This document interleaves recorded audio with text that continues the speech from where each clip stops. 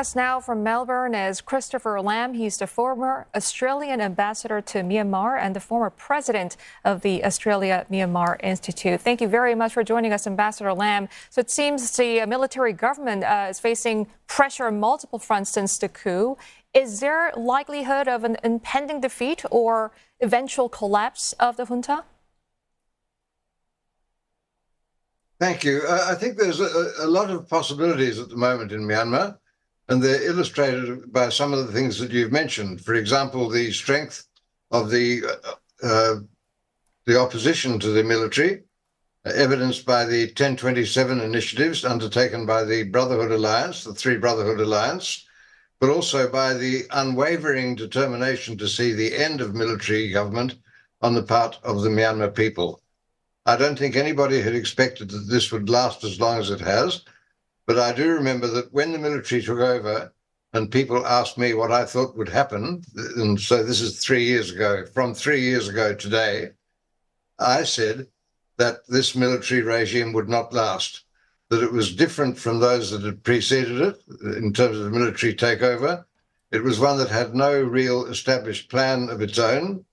There was nothing but self-interest in the actions taken by the military 3 years ago, and that position has remained since then. The people have remained activated across the country, and one of the things that all the neighbouring countries and the rest of the world has seen is that there is this unwavering determination on the part of the people to see the restoration of their hope that the country had a democratic future which could be attained. And that is evident from what you're seeing in the country now. So what I see right now, 3 years after the military takeover, is a country which, with a regime in Naypyidaw that really has nowhere to go. What it has instead is increasing signs of disaffection among its own military forces, the inability of the military forces to hold the territory that they've had in the past.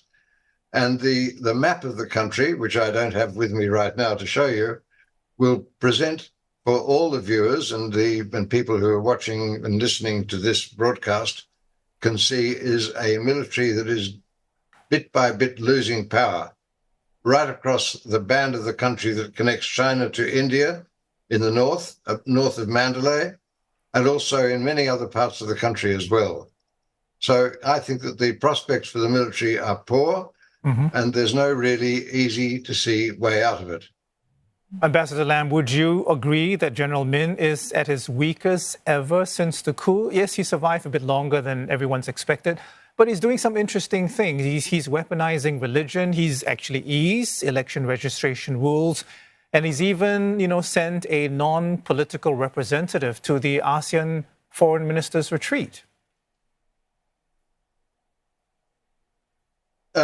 General Min Aung Hlaing, I again take myself back to the last days of the Than Shwe regime before the elections were undertaken in 2010.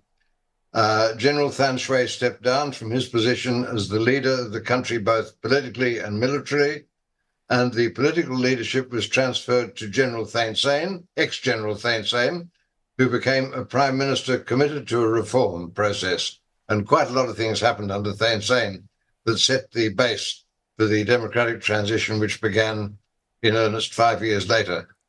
The control of the army was moved to Min Aung Hlaing, whom many people saw as a person of no real consequence within the military, but someone whom Than Shwe could probably rely on to undertake what he wanted to see happen. And so there was this relationship at the top of governance between Thein Sein and Min Aung Hlaing. Neither were expected to be strong leaders. Thein Sein, on the other hand, did do things which gave strong leadership to the country, at least in terms of democratic transition. Min Aung Hlaing gave none of that to the military, but stayed there as a person who seemed to have as his base a platform from which he could emerge in due time as the president of Myanmar. That didn't happen. And one of the reasons why the military took over in 2020, or 3 years ago, was that Min Aung Hlaing had failed in his attempt to try and get from the elections the presidency of the country. And so Min Aung Hlaing is damaged goods from the start in many respects. Thein Sein lost the election 5 years after he had power.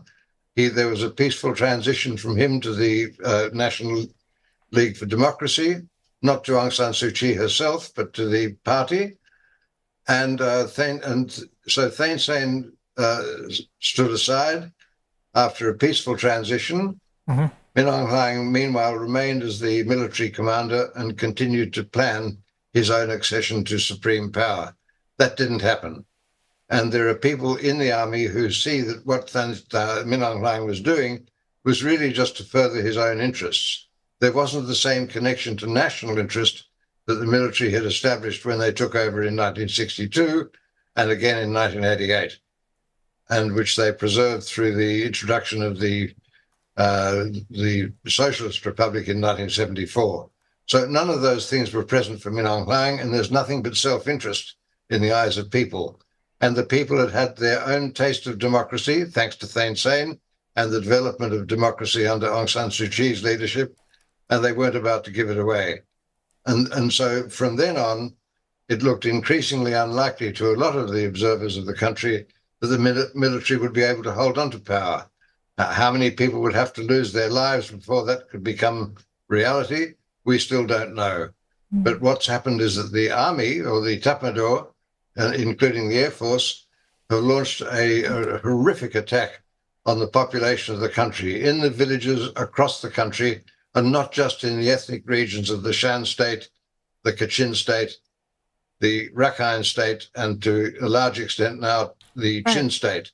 That hasn't, by the look of it, permeated through into mainstream Burma country, but in fact it has. And the news that we get from Magway region, for example, which is a thoroughly Burman part of the country, is something which must be very dispiriting for people who believe that the army can hold power. So the movement is well and truly on. ASEAN has been encouraged by lots of other countries, including the United States, but also Australia and many others in Europe and in the ASEAN region itself, with leadership from Indonesia, Malaysia, Singapore, and some other individuals. But they have been unable to break the back of the Myanmar military's determination to hold on to power and not to give up their own place within ASEAN. Right, Ambassador. What's happened very recently, and for this ASEAN meeting that's taken place in Laos, is that the military for the first time have accepted that they cannot send a political representative to ASEAN ministerial meetings. ASEAN had said they can send a non-political representative, and the military until last week had refused consistently to have anything to do with that. They wanted their membership to be full membership or none at all, with no representation at all. But last week they sent the permanent secretary of the Ministry of Foreign Affairs as a non-political representative who could go to that ASEAN meeting. And I thought it very interesting that they should have taken that step. There are many people within the country who will see that as a sign from the military that they know that their days are numbered. Ambassador Lam, we do have to go. We thank you very much for your insights this morning. That's Christopher Lam, the former Australian ambassador to Myanmar. He's also the former president of the Australia-Myanmar Institute.